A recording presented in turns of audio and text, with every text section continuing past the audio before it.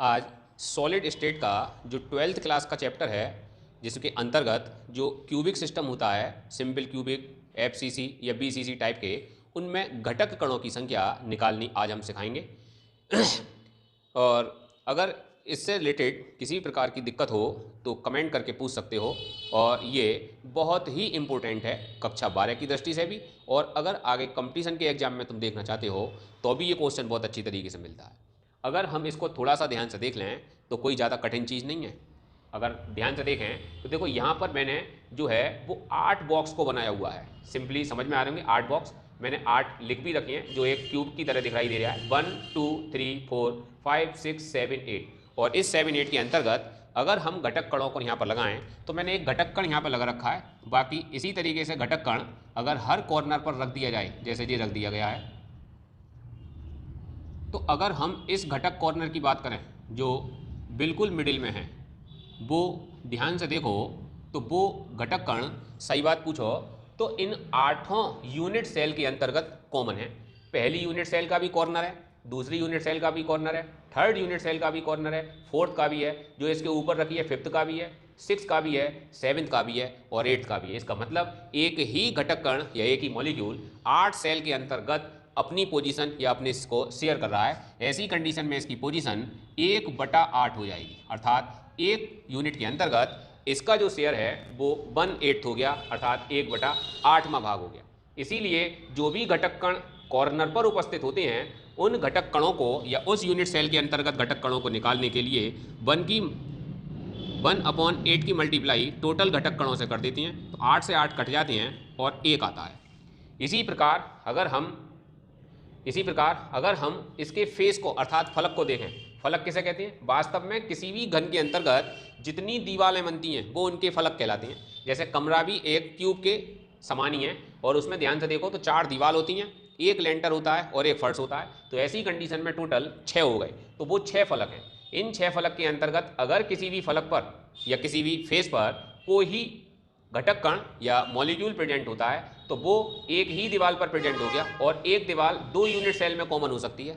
इसलिए फलक पर उपस्थित जो घटक कण होता है वो एक यूनिट सेल के अंतर्गत आधा पार्ट शेयर करता है, इसीलिए एक यूनिट सेल में उसका पार्ट हाफ आया।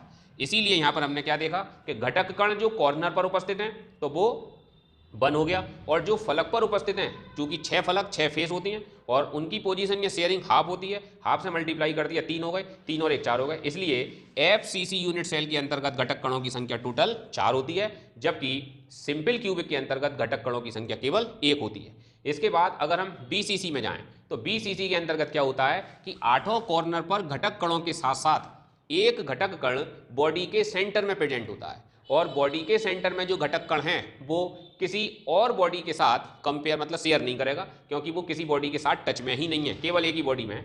इसीलिए 8 कॉर्नर का 1 हो गया और एक बीसीसी अर्थात बॉडी का हो गया, तो 1 और 1 2। तो ऐसी कंडीशन में सिंपल क्यूबिक के अंतर्गत घटक कण 1, बीसीसी के अंतर्गत घटक कण 2 और एफसीसी के अंतर्गत घटक कण टोटल 4 होता है। इनको इस तरीके से याद रख सकते हो, 1 2 का 4, 1 2 का 4 बहुत तरीके से याद रहेगा और पेपर के अंतर्गत बिल्कुल सही होगा, कन्फ्यूजन भी नहीं रहेगा।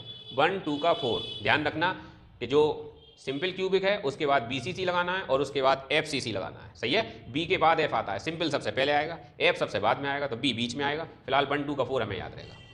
एक चीज हम इस स्ट्रक्चर से और सीख सकते हैं, वो क्या कि किसी भी क्रिस्टल के अंतर्गत किसी भी आयन की कोऑर्डिनेशन नंबर अर्थात उपसय संयोजन संख्या क्या होती है। तो यहाँ ध्यान से देखो, ये वाला घटक कण हमें दिख रहा है, इस घटक कण को इस डायग्राम के सारी देखो, इससे जो निकलने वाली लाइन है वो कितनी है, 1 2 3 4, जो एक ही प्लेन में निकल रही है, एक ऊपर की ओर है एक नीचे की ओर है। अर्थात ये घटक कण अपने पास वाले 6 घटक कणों के साथ टच में रहता है। तो कोई भी घटक कण किसी भी क्रिस्टल के अंतर्गत जितने घटक कणों के साथ टच में रहेगा वही उसकी कोऑर्डिनेशन नंबर कहलाएगी। तो इस कंडीशन में इसकी कोऑर्डिनेशन नंबर 6 होती है, और ये सिंपल क्यूबिक की सेल्स हैं या सिंपल क्यूबिक की सारी यूनिट सेल हैं, तो इसके अंतर्गत उपसय संयोजन संख्या 6 होगी। ध्यान रखना, अगर बीसीसी हो तो 8 होती है और अगर एफसीसी हो तो 12 होती है। इसका मतलब अगर हम इनके 1 2 का 4 के साथ इनकी उपसय संयोजन संख्या लिखें तो 6 हो गई, इसके अंतर्गत 8 हो गई और इसके अंतर्गत 12 हो गई। 6 8 12 1 2 का 4 जी। अगर याद रखोगे तो बहुत सारे क्वेश्चन इसकी मदद से सरल हो जाएंगे और याद भी होंगे और सही भी होंगे। वीडियो से संबंधित अगर किसी प्रकार की दिक्कत है तो कमेंट बॉक्स में आकर कमेंट कर सकते हो। और पूछ सकते हो। वीडियो अगर अच्छी लगे तो लाइक, सब्सक्राइब और शेयर करना ना भूलें। मेरे चैनल पर जो यूट्यूब पर चल रहा है, आगे किसी प्रकार की कोई किसी को दिक्कत होती है, जैसे यूपी बोर्ड का और सीबीएसई बोर्ड का 12th का एग्जाम आने वाला है, और उस एग्जाम के अंतर्गत अगर किसी प्रकार की कोई किसी टॉपिक में दिक्कत आ रही है तो उस टॉपिक को डालकर यहाँ पूछा जा सकता है। मैं उस प्रॉब्लम को सॉल्व करने की पूरी कोशिश करूँगा और तुम्हारा सॉल्यूशन तुम्हें मिल जाए, इसकी पूरी कोशिश यहाँ से करी जाएगी। लाइक, शेयर और सब्सक्राइब करना ना भूलें।